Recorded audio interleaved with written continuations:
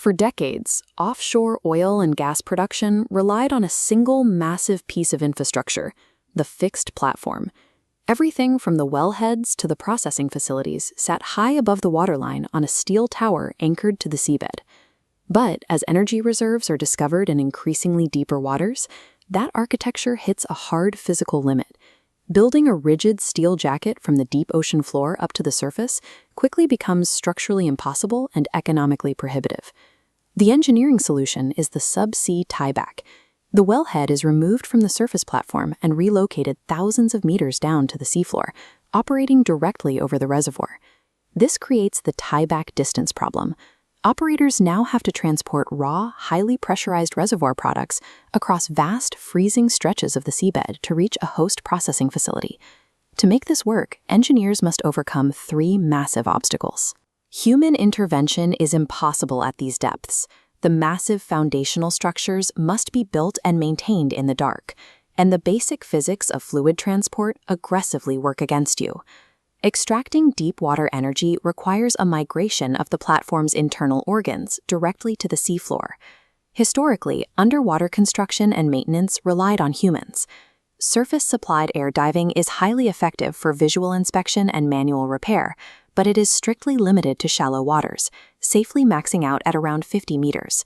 Go deeper and human physiology becomes a liability. High water pressure forces nitrogen into the diver's bloodstream. A diver at these depths works only briefly before requiring hours of slow decompression to avoid lethal nitrogen bubbles forming in their tissues. To push down to 300 meters, the industry uses saturation diving. Divers live inside pressurized deck chambers for weeks at a time, completely saturated with a helium-oxygen breathing gas. This allows them to work daily shifts without enduring continuous decompression penalties. Drop beyond 300 meters, and human biology fails entirely. At these depths, deep water intervention requires a total shift to remotely operated vehicles, or ROVs. These unmanned submarines do not operate on internal batteries. They are tethered to surface support vessels by heavily armored umbilicals, composite cables that continuously feed high-voltage power and fiber-optic data telemetry directly to the vehicle. Piloted from control rooms miles above, ROVs perform precise mechanical tasks. They use specialized manipulator arms to turn valves, cut wires, and interface with standardized hydraulic connection points called hot stabs. Because human hands will never touch this equipment once it is submerged, every single subsea valve, bolt, and connector must be designed specifically for diverless autonomy.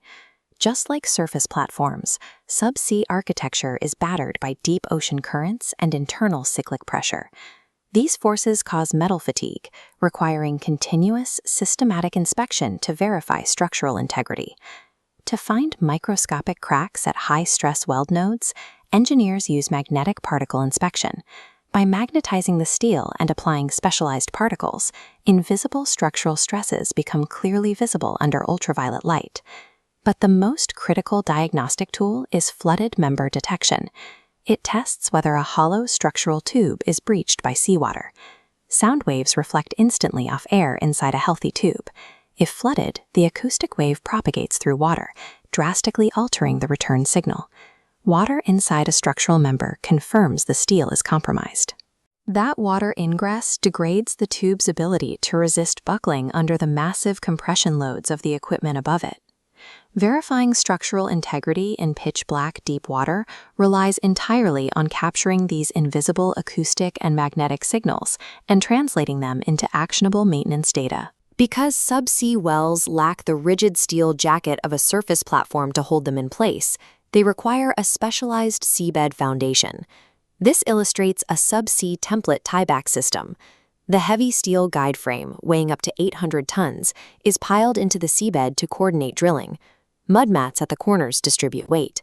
Split-apart pile guides ensure the drill string hits the exact reservoir target. Contrast the template with this diagram showing a subsea manifold. While a template provides a drilling foundation, a manifold operates as a fluid collection hub. The manifold serves as a central marshalling point. It collects production fluids from multiple scattered satellite wells and commingles them into a single large-diameter export line. This drastically reduces the total length of expensive piping required on the seafloor. Templates provide the heavy structural roots for drilling, while manifolds act as the logistical hub for transporting the extracted product. Once the wells are connected, operators face a core bottleneck of subsea engineering, the physics of raw reservoir fluid. Oil, gas, and water all emerge from the rock heavily mixed together. Pushing this untreated mixture up a long flow line creates a phenomenon called slugging. The gas and liquids separate unevenly during transport, sending surges of high-pressure fluid that can physically batter and flood the surface processing facilities. To eliminate this, engineers deploy subsea separation. Instead of fighting the mixture across dozens of kilometers, they process the fluids right on the seabed at the wellhead. This schematic details the production processing flow. By routing the raw well stream through high-pressure and low-pressure production separators, gravity does the work. Gas rises to the top, oil settles in the middle, and heavy water sinks to the bottom. Disposing of the produced water at the source yields significant efficiency gains. Older wells frequently produce up to 90% water. By separating water subsea and re-injecting it directly back into the rock, operators avoid pumping millions of gallons of dead weight to the host platform. Seabed processing effectively turns the remote seafloor into an active, high-pressure treatment plant, directly unburdening the main export pipelines. Even after the water is removed, the remaining oil and gas still require aggressive pressurization to survive the long vertical climb to the surface host. The engineering challenge here is that standard centrifugal pumps are built purely for liquids. Feed them a mixture containing pockets of gas, and they immediately surge, cavitate, and vapor lock. This shows the internal architecture of a subsea multi-phase booster pump, designed to handle high gas volume fractions without stalling. Following the flow path from the inlet, the mixture enters a mixing section. Here, impellers blend the erratic gas and liquid into a uniform emulsion.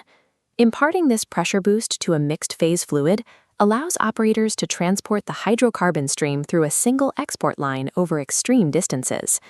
Multi-phase pumps act as the engines of the subsea migration, forcing fluids to travel where natural reservoir pressure cannot take them. When you connect the templates, manifolds, separators, and multi-phase pumps, you construct a fully integrated subsea field. It operates as an automated, diverless factory in a high-pressure environment. Moving the platform to the seabed meant designing new hardware to manage the fluid dynamics of raw extraction at the wellhead rather than the surface. The industry's shift to subsea processing enables production in depths and environments where traditional platforms cannot operate. The most complex organs of modern energy production are no longer visible above the waves. They are permanently anchored in the deep.